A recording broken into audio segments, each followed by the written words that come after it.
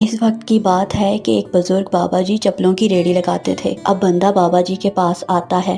بابا جی یہ چپل کتنے کی دے رہے ہو؟ بیٹا یہ 300 روپے کی چپل ہے۔ بہت مہنگی دے رہے ہو بابا جی، میں کسی اور سے لے لوں گا۔ بیٹا آپ 250 روپے دے دینا، اس سے کم میں مجھے نقصان ہو جائے گا۔ نہیں بابا جی آپ رہنے دیں، مجھے نہیں چاہیے۔ اس طرح جو بھی بندہ آتا چپل کا پوچھتا اور بابا جی سے چپل نہیں خریدتا تھا۔ بابا جی سوچتے ہیں، ارے یہ کیا لوگ میرے سے چپل کا ریٹ پوچھتے ہیں، میرے سے کوئی چپل ہی نہیں خریدتا۔ اب شام کو بابا جی اپنے گھر جاتے ہیں تو ان کی بیوی بابا جی کو کہتی ہیں، ہاں جی کچھ کھانے کو لائے ہیں آپ، یا آج بھی بھوکا ہی رہنا پڑے گا ہمیں؟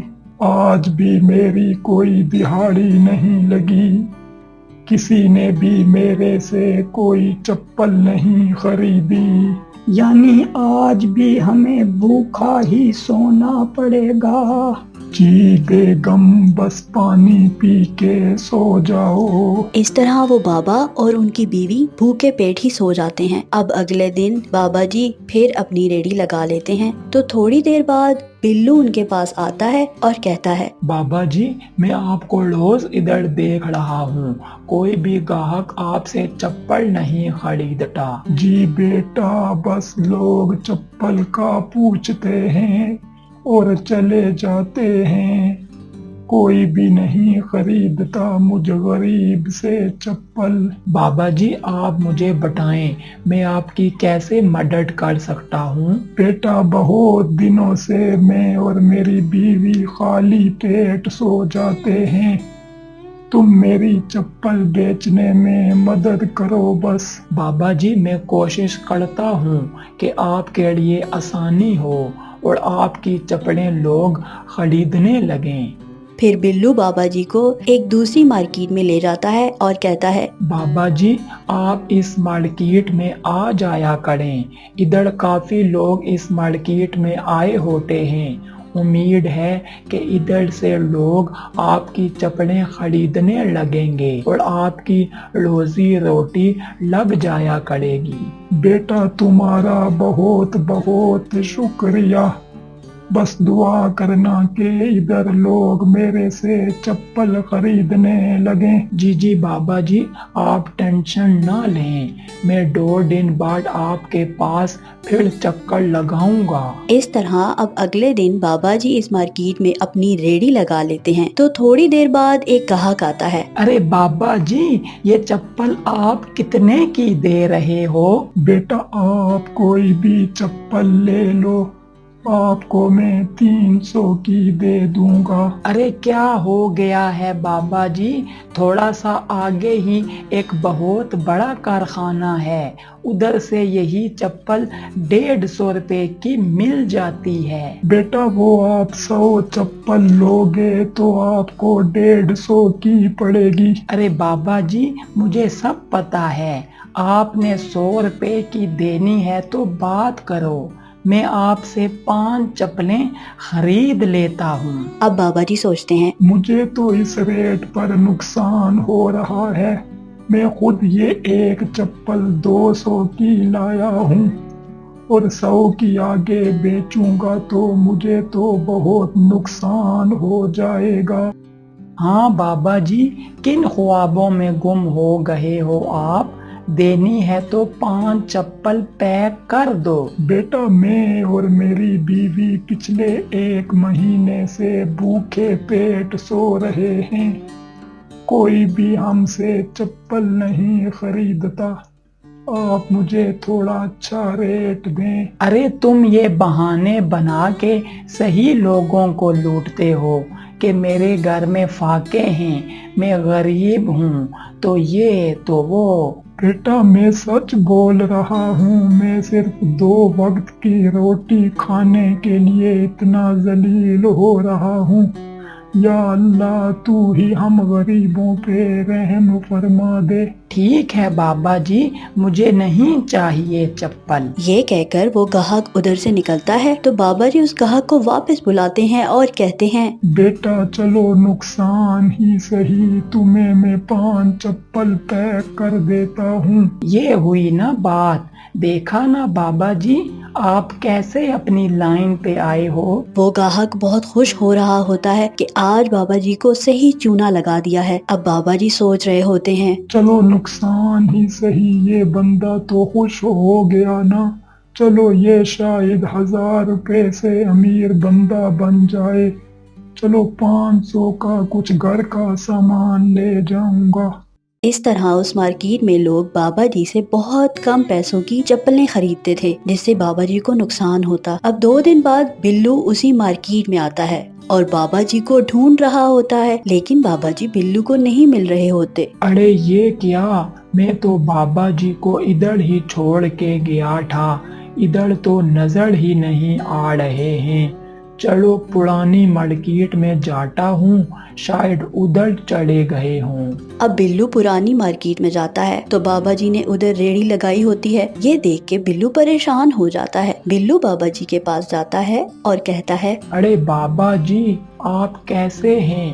میں آپ کو دوسری مارکیٹ میں ڈھونڈ رہا تھا، لیکن آپ ادھر کھڑے ہوئے ہیں۔ ہاں بیٹا، وہ تم نے کیسی مارکیٹ مجھے بتائی ہے؟ ادھر تو سارے لوگ ہی فراڈیا ہیں اور میرے سے بہت سستی چپلیں لیتے ہیں، جس سے مجھے منافع تو بہت دور کی بات، مجھے تو بہت نقصان ہو گیا ہے۔ ارے بابا جی، یہ کیا کہہ رہے ہیں آپ؟ میں نے تو اس لیے کہا تھا کہ ادھر کافی لوگ آتے ہیں، شاید آپ سے بھی چپلیں لیں۔ نہیں بیٹا، ادھر لوگ کسی کا بھی احساس نہیں کرتے، اس لیے میں وہ مارکیٹ چھوڑ آیا ہوں۔ چلیں بابا جی، آپ پریشان نہ ہوں، میں آپ کے لیے کچھ سوچتا ہوں جہاں آپ سے لوگ اچھی قیمت میں چپلیں خریدیں۔ اب بلو بابا جی کو ایک اور مارکیٹ میں لے جاتا ہے اور کہتا ہے، بابا جی، اس مارکیٹ میں بہت اچھے لوگ آتے ہیں، مجھے امید ہے کہ اس مارکیٹ میں آپ کی چپلیں اچھی قیمت میں بکیں گی۔ چلو بیٹا، اس مارکیٹ میں بھی دیکھ لیتے ہیں۔